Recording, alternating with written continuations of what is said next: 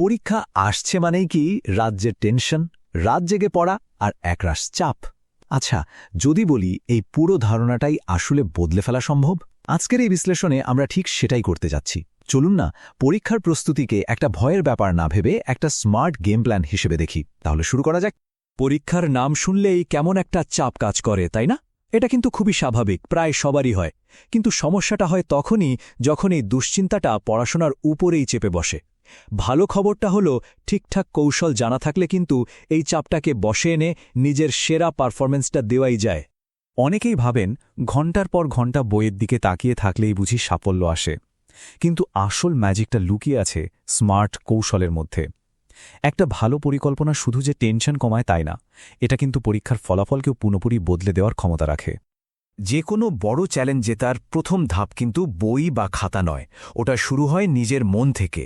তাই আমাদের আলোচনার প্রথম পর্বটাই হল সাফল্যের জন্য একটা শক্তপোক্ত মানসিক ভিত্তি তৈরি করা নিয়ে।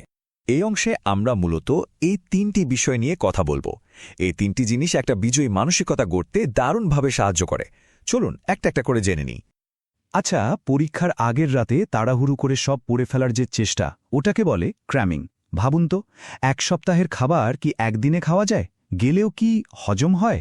হয় না। ঠিক তেমনি আগে থেকে একটু একটু করে প্রস্তুতি শুরু করলে প্রত্যেকটা বিষয় গভীরে গিয়ে বোঝার জন্য যথেষ্ট সময় পাওয়া যায়। এতে চাপ তো কমেই, পড়াটাও অনেকদিন মনে থাকে। এই স্লাইডটা কিন্তু খুব দারুণ একটা জিনিস দেখাচ্ছে। দেখুন, আমি পড়ব, এটা খুবই অস্পষ্ট একটা কথা, কিন্তু লক্ষ্যটা যখন এমন হয় যে আজকে তৃতীয় অধ্যায়ের সারমর্ম লিখব আর 10টা অঙ্ক করব, তখন কাজটা অনেক বেশি বাস্তব মনে হয়। আর দিন শেষে একটা শান্তিও লাগে যে হ্যাঁ, আজকে আসলে কিছু একটা করা হয়েছে। আমাদের মানসিকতা বা মাইন্ডসেটকে একটা গাড়ির জ্বালানির সাথে তুলনা করা যায়। নেতিবাচক চিন্তাগুলো কি করে? ওই জ্বালানিটা দ্রুত শেষ করে দেয়। অন্যদিকে ইতিবাচক থাকলে কঠিন রাস্তাতেও এগিয়ে যাওয়ার শক্তি পাওয়া যায়। নিজের ক্ষমতার উপর বিশ্বাস রাখা আর ছোট ছোট সাফল্যগুলোকে সেলিব্রেট করা, পুরো জার্নিতে এই জিনিসগুলোই কিন্তু আমাদের চালিয়ে নিয়ে যায়। বেশ, তাহলে মানসিক প্রস্তুতি তো হলো, কিন্তু শুধু মনে জোর থাকলেই তো হবে না, তাই না? এবার মাঠে নামার পালা, মানে ঠিকঠাক কৌশল প্রয়োগ করার সময়।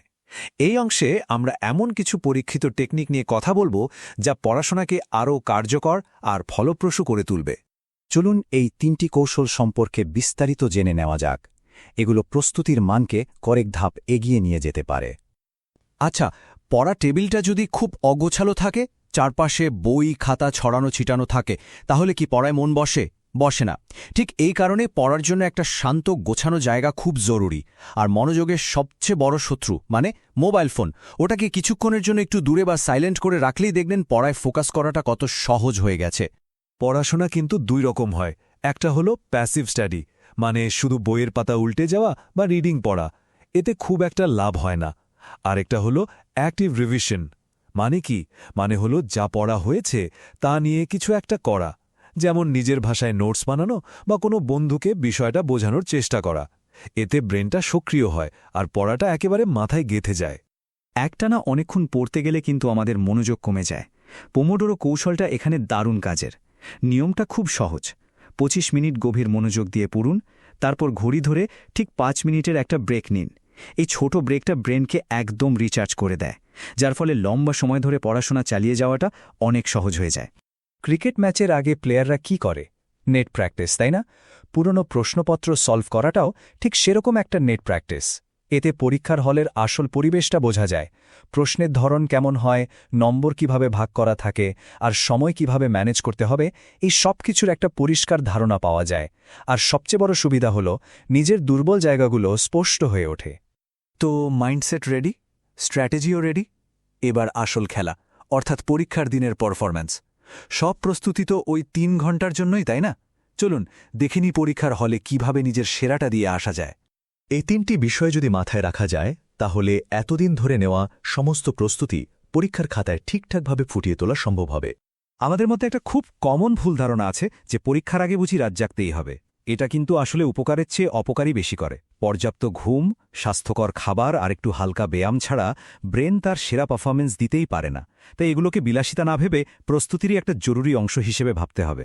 এই চার্টটা দেখুন, ব্যাপারটা একদম পরিষ্কার হয়ে যাবে। ভালো প্রস্তুতির একটা বিরাট অংশ জুড়ে আছে পড়াশোনার বাইরের বিষয়গুলো, যেমন ঘুম, পুষ্টি আর শারীরিক কার্যকলাপ। একটা সুস্থ সতেজ শরীর আর মনই কিন্তু সেরা পারফরমেন্সের আসল ভিত্তি। পরীক্ষার হলে টাইম ম্যানেজমেন্ট কিন্তু একটা শিল্প। প্রশ্নপত্র হাতে পেয়েই হুট করে লেখা শুরু করাটা বুদ্ধিমানের কাজ নয়, বরং প্রথম কয়েকটা মিনিট ঠান্ডা মাথায় পুরো প্রশ্নটা একবার দেখে নিন। যেগুলো সহজ মনে হচ্ছে সেগুলো দিয়ে শুরু করুন, কঠিনগুলোর জন্য পরের সময় রাখুন। আর হ্যাঁ, শেষে রিভিশনের জন্য কয়েক মিনিট বাঁচিয়ে রাখাটা কিন্তু মাস্ট। এই ছোট্ট প্ল্যানটাই দেখবেন অনেক বড় পার্থক্য করে দেবে। পরীক্ষা শেষ করে যদি হাতে কয়েকটা মিনিটও সময় বেঁচে যায়, তবে সেই সময়টা কিন্তু সোনার চেয়েও দামি। খাতাটা জমা দেওয়ার আগে শেষবারের মতো একবার চোখ বুলিয়ে নিলে অনেক ছোটখাটো ভুল, যেমন বানান বা ক্যালকুলেশনের ভুল, সহজেই ধরা পড়ে যায়। এই ছোট ভুলগুলোই কিন্তু অনেক সময় নম্বরের ব্যবধান করে নেয়। আমরা আমাদের আলোচনার একদম শেষ পর্যায়ে চলে এসেছি।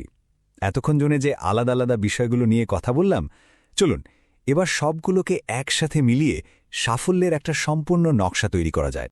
পুরো ব্যাপারটাকে যদি আমরা এক কথায় সারসংক্ষেপ করি, তাহলে এই 3টে শব্দই যথেষ্ট: মানসিকতা, কৌশল এবং মুহূর্ত। প্রথমে সঠিক মানসিকতা তৈরি করা, তারপর সেই মনের জোর দিয়ে স্মার্ট কৌশল খাটানো, আর সবশেষে পরীক্ষার ওই গুরুত্বপূর্ণ মুহূর্তে মাথা ঠান্ডা রেখে পারফর্ম করা। এই 3-এর মেলবন্ধন ঘটলেই সেরা ফলাফল আসে। এই অসাধারণ উক্তিটি আমাদের এটাই মনে করিয়ে দেয় যে সাফল্য কিন্তু একদিনে হঠাৎ করে আসা কোনো ঘটনা নয়। এটা একটা ধারাবাহিক প্রক্রিয়ার ফল। সঠিক মানসিকতা আর স্মার্ট কৌশল নিয়ে যদি নিয়মিত চেষ্টা করে যাওয়া যায়, তাহলে কাঙ্ক্ষিত লক্ষ্যে পৌঁছানো সম্ভব। তো এতক্ষণ তো অনেক কিছু জানা গেল, কিন্তু আসল কাজটা শুরু হবে এখন। আজকের এই আলোচনা থেকে এমন কোনো একটা কৌশল কি আছে যেটা আজ থেকেই নিজের রুটিনে যোগ করে নেওয়া যায়? একটু ভাবুন তো, কারণ মনে রাখতে হবে একটা ছোট পদক্ষেপই কিন্তু একটা বড় পরিবর্তনের সূচনা করতে পারে।